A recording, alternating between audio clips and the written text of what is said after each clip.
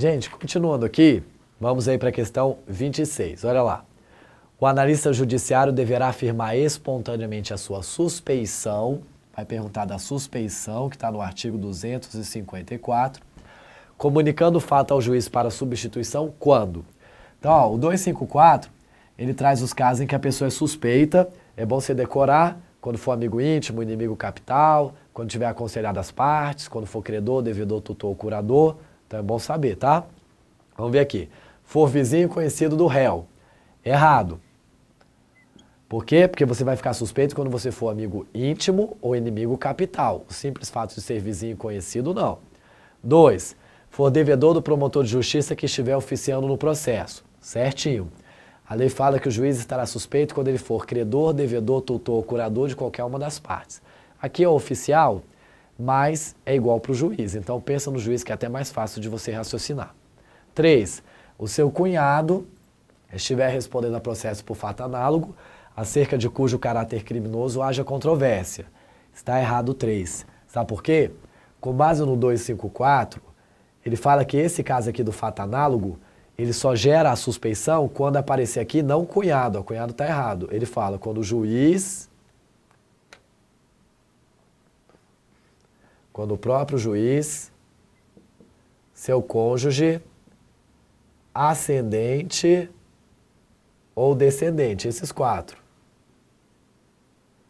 Quando o próprio juiz, cônjuge, ascendente ou descendente estiver respondendo ao processo por fato análogo, acerca de cujo caráter criminoso haja controvérsia. Cuidado com os detalhes, tá? Cunhado não aparece lá no 254. Então, tinha que aparecer ou falando que é o juiz, ou que é o cônjuge, ou que é o ascendente, ou que é o descendente. 4. For credor do réu, tá verdadeiro. E 5. For amigo íntimo, tá verdadeiro também, né? Tudo lá no 254. As respostas certas é o 2, o 4 e o 5. Vamos ver se tem alguma alternativa que fala isso. Tá aqui, letra D, ó. 2, 4 e 5 é que é a nossa resposta certa, tá? Vamos aí então para a próxima questão. 27. A respeito do acusado e do defensor, julgue os itens que se seguem. O acusado deverá ser defendido por advogado, ainda que tenha habilitação e deseje atuar em causa própria. Errado. Se a pessoa tem habilitação, se ela quer atuar em causa própria, então, gente, totalmente verdadeiro. Verdadeiro não, ela pode se defender, não tem problema. E aqui está dizendo que ele não poderia, está errado. B. O acusado, ainda que seja revel, pode constituir advogado da sua confiança para atuar no processo, certo? Eu posso não ir me defender, estou revel, mas eu posso mandar meu advogado, não tem problema nenhum, tá bom? Então a letra A errada, letra B certa. C. O advogado no processo penal só pode ser constituído pelo réu por meio da outorga de procuração. Errado também, né? Tem várias formas em que você pode ter advogado sem precisar ter procuração. Por exemplo, defensor dativo não tem, defensor público não tem. E uma regra muito famosa, quando a indicação do advogado for feita por ocasião do interrogatório. Se no momento que eu estou sendo interrogado, eu indicar quem é o meu advogado, então eu não precisaria dar uma procuração para ele, tá bom? Essa regrinha, se você quiser colocar, está lá no artigo 266 do CPP. D. O acusado só pode contratar advogado após a citação e o interrogatório judicial. Errado, né, gente? Ele pode contratar na hora que ele quiser, até no inquérito. Então ele não precisa esperar ser citado, não. E letra E. O juiz pode destituir o advogado constituído pelo acusado e desde logo nomear defensor dativo para substituí-lo. Errado. Ele não pode fazer isso desde logo, não. Ele pode até destituir, mas tem que dar a chance para a pessoa nomear um outro se ele entender que a pessoa não está sendo defendida direito, tá bom? Então essa última aí ficou errado.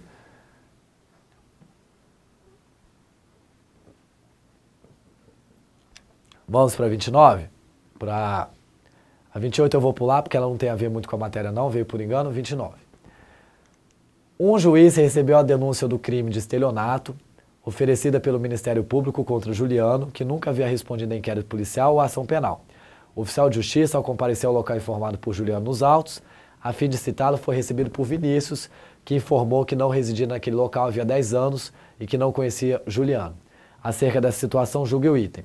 Juliano deverá ser citado por edital e, se não comparecer ao juiz nem constituir advogado para o patrocínio da sua defesa, deverá ser julgado à revelia. Esse item aí, gente, ele está errado, tá certo? Sabe por quê? Porque quando a pessoa é citada por edital e ela não comparece, nem constitui advogado, tem que suspender.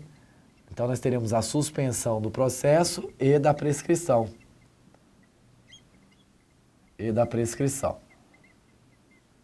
Tá bom? Então, está errado. Vamos para a questão 30. Essa aqui é sobre o assistente de acusação. Você lembra dele? Vamos ver aqui. No que se refere à competência, sujeitos do processo, provas, medidas, etc., julgue o item a seguir. O assistente de acusação poderá intervir na ação penal pública em qualquer tempo, desde que não haja trânsito em julgado da sentença. Tá certo, né? Qual é o momento para o assistente atuar? A qualquer momento, desde o recebimento da denúncia até antes do trânsito em julgado. Se já transitou em julgado, aí ele não pode mais atuar no processo, tá bom? Quem é o assistente? É a vítima, gente, que pede para ingressar no processo quando o crime é de ação pública e ela quer ajudar o Ministério Público de alguma forma a processar, tá bom? Então a 30 está correta. 31. Com base no direito processual, julgue o item subconsecutivo. Nesse sentido, considera-se que a sigla CPP, sempre que utilizada, se refere ao Código de Processo Penal. Olha aqui, ó, para você ver. Caso um advogado experiente que patrocina a defesa do acusado da prática de um crime hediondo intencionalmente profira durante a instrução criminal injúrias contra o magistrado e isso provoque animosidade circunstancial entre ambos, mesmo assim, nos termos do CPP, a suspeição não poderá ser declarada. Tá certo. Isso aqui é o que diz o artigo 256. Aquele que de propósito injuriar o juiz ou der motivo para criar suspeição, depois não pode arguí-la. Porque senão era fácil, né? Toda vez que caísse na mão de um juiz que eu não gosto, que eu acho que é muito severo, eu ia criar lá uma briga qualquer com ele para declarar esse suspeito. Não, eu não posso me valer da minha própria torpeza, lembra? Então ele não vai ter sucesso aqui nesse plano dele, não. Mesmo que ele de propósito injurie o juiz, ele não vai poder arguir a suspeição, tá bom? O item, portanto, está certo. Artigo 256. 32. No que se refere ao direito processual penal, julgue os itens que se seguem. Caso, em seu interrogatório, o acusado afirme que a sua defesa será patrocinada por advogado particular, não haverá necessidade do defensor apresentar um instrumento de mandato. Tá certo. Instrumento de mandato aqui é sinônimo de procuração. Essa regrinha é aquela que eu falei agora há pouco, que está no artigo 266, que fala que quando eu indico o advogado por ocasião do meu interrogatório, eu não preciso dar a procuração para ele, tá certo? Então, nesse caso, se dispensa a procuração.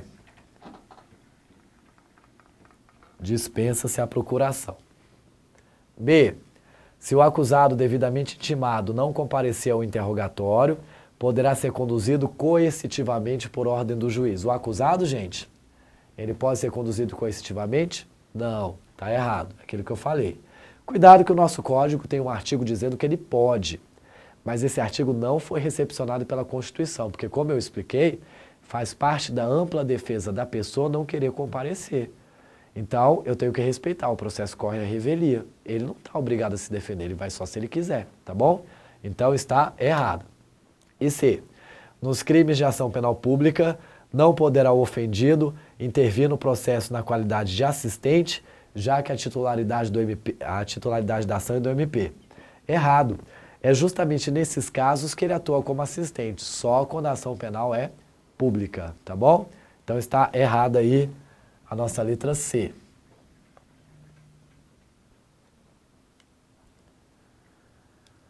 Vamos ver a 33? Olha aqui. A respeito dos institutos do processo penal, julgue os itens subconsecutivos. Na hipótese do réu não constituir advogado, o juiz nomeará defensor dativo para acompanhar o feito, havendo previsão expressa no sentido de que o acusado é obrigado a pagar os honorários arbitrados pelo juiz, caso não seja pobre. certo. Quando a pessoa não tem advogado, o juiz nomeia um dativo. Mas se essa pessoa tiver condições de pagar, ela tem que pagar os honorários do dativo que o juiz vai arbitrar. Dativo, gente, não é sinônimo de advogado de graça. O que é sinônimo de advogado de graça é defensor público, tá bom? Então, e tem previsão expressa? Tem sim. Você pode olhar lá no artigo 263, que você vai ver que está lá falando, tá bom? Então, nesse caso aqui, correta a questão. 34. Considerando os princípios aplicáveis ao direito processual penal e a aplicação da lei processual, julgue o item a seguir. A autodefesa, que pelo princípio da ampla defesa é imposta ao réu, é irrenunciável. Falso essa aqui, não é? O que é autodefesa? Quando a gente fala em ampla defesa, o princípio da ampla defesa traz duas ideias. Traz a chamada autodefesa, que é aquela que o próprio réu exerce quando ele está sendo interrogado, e traz a defesa técnica, que é aquela do advogado.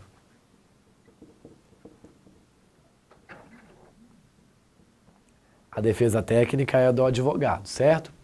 A autodefesa é a chance que ele tem de contar a sua própria versão dos fatos. Ele pode abrir mão disso? Ele pode querer ficar calado? Ele pode. Então ele pode renunciar. Aqui está dizendo que é irrenunciável e, portanto, o item está errado, tá bom? Então, 34, errado. 35. No que concerne ao processo e julgamento dos crimes de responsabilidade dos funcionários públicos, marque a opção correta. Agora já é sobre funcionário público. Recebida a denúncia ou a queixa, dispensa-se a citação do acusado, na medida em que se trata de procedimento especial em que a citação não é ato obrigatório. Errado, né, gente? Essa aqui está falsa.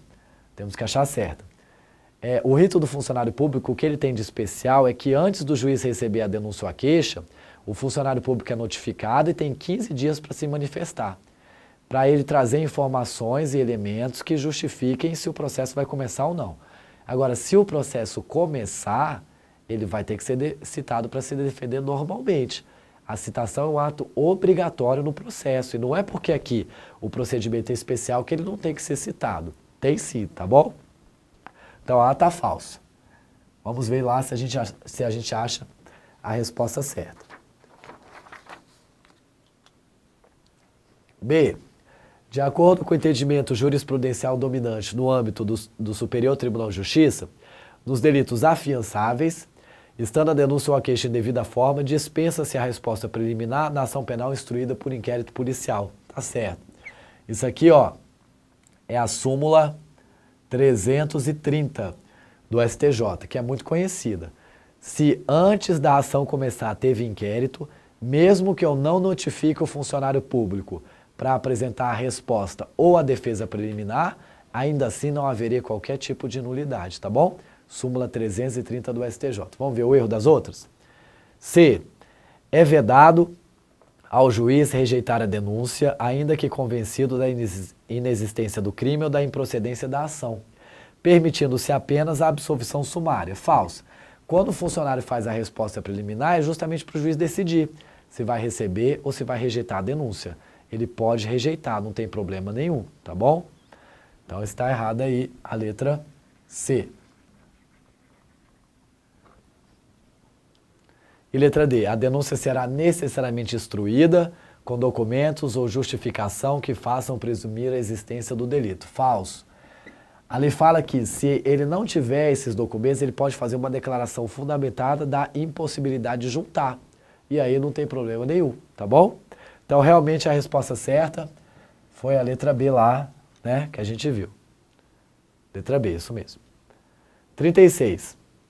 Acerca do processo dos crimes de responsabilidade dos funcionários públicos, julgue os itens a seguir. Letra A. Para a aplicação do rito do processo dos crimes de responsabilidade dos funcionários públicos, basta que o sujeito ativo da infração penal seja funcionário público.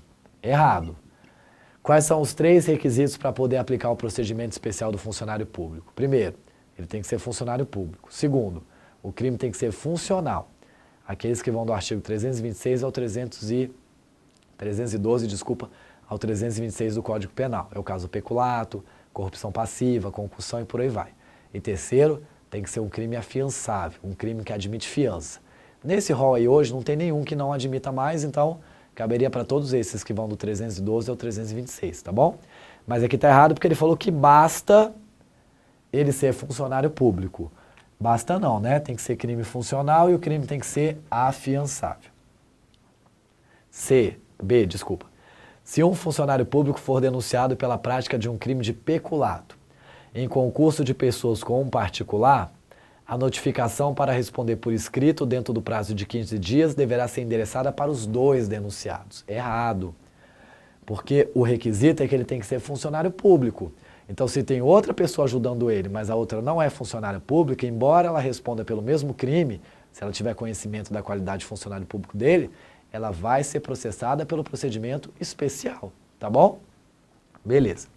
E C, a notificação do funcionário público nos crimes de responsabilidade para apresentar resposta ou defesa preliminar não dispensa sua citação regular na hipótese do recebimento da denúncia pelo juiz. Certo, né? Mesmo ele tendo a notificação prévia, se a ação começar, ele vai ter que ser citado para se defender. Então, não dispensa a sua citação regular. Beleza. Vamos aí para 37. Julgue os itens a seguir acerca dos crimes dos funcionários públicos. O juiz responsável por ação de crime cometido por funcionário público ficará vinculado ao laudo pericial, não podendo rejeitá-lo. Completamente errado, né, gente? O laudo não vincula o juiz, não importa o procedimento. O juiz pode aceitar ou recusar esse laudo no todo ou em parte. B. No processo dos crimes afiançáveis de responsabilidade dos funcionários públicos, antes do juiz receber a denúncia ou a queixa, a denúncia no caso que ele falou, o réu será notificado para manifestar-se sobre a acusação. Tá certo. Essa é a grande diferença que aparece aqui no artigo 514. Coloca aqui, ó, artigo 514. Antes de receber a denúncia ou a queixa, tem que notificar o funcionário para ele poder apresentar a resposta ou a defesa preliminar, tá bom?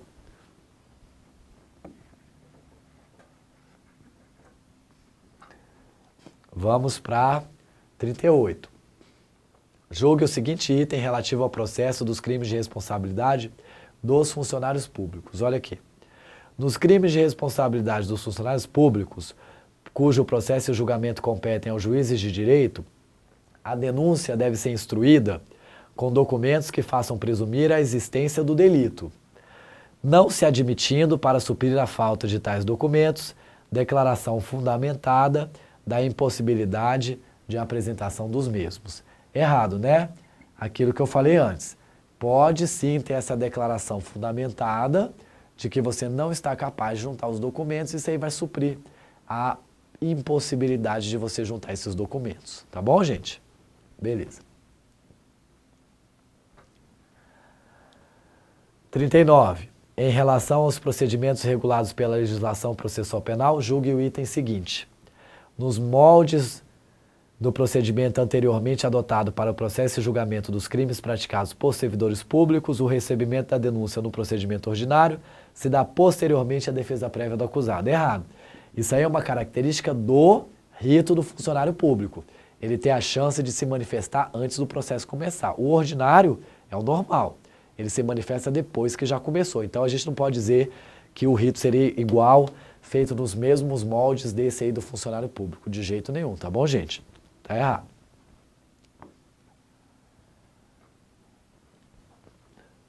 E vamos ver a 40? Julgue esse item a seguir aí, ó.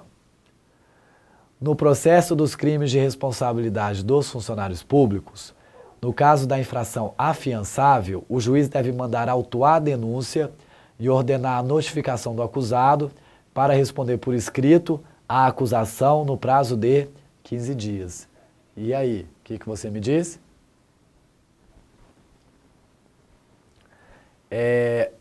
Aqui, ó, se você olhar o artigo 514, você repara que é diferente.